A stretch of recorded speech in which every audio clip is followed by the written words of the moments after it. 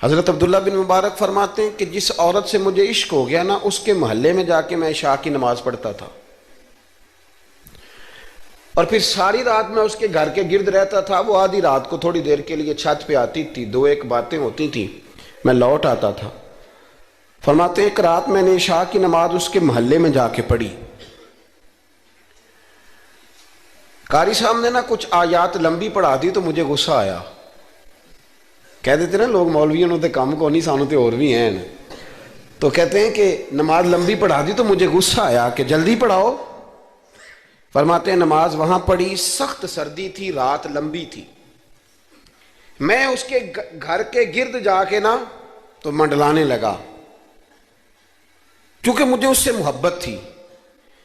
فرماتے ہیں کہ 1 گھنٹہ 2 گھنٹے 4 گھنٹے 5 گھنٹے حتیٰ کہ سحری کا وقت ہو گیا، پاؤں پھوٹنے لگی، تو وہ نا بھاگتی بھاگتی چھت پہ آئی اور کہنے لگی کہ گھر میں رش بڑا ہے، مہمان زیادہ ہیں، آج بات نہیں ہو سکے گی۔ کہتے یہ لفظ کہتے وہ نیچے اتر گئی۔ جب میں وہاں سے واپس نکلا تو فجر کی اذان شروع ہو گئی۔ یوں سمجھ لیں کہ 13 گھنٹے 14 گھنٹے بیت گئے۔ حضرت عبداللہ بن مبارک فرماتے ہیں اچانک نہ میں نے اپنے دل پہ توجہ کی، ساری رات وہ آئی نہیں تھی پر مجھے اس پہ غصہ بھی کوئی نہیں آیا، مجھے وہ بری بھی نہیں لگی، ساری رات اس نے کھڑا رکھا لیکن میرے دل سے اتری بھی نہیں۔ کوئی نہیں سمجھ آئی آپ کو میری بات؟ فرماتے ہیں کہ پھر میں نے اپنے دل پہ توجہ کی تو مجھے سمجھ آئی کہ مجھے اس سے کھرا پیار ہے، سچا پیار ہے۔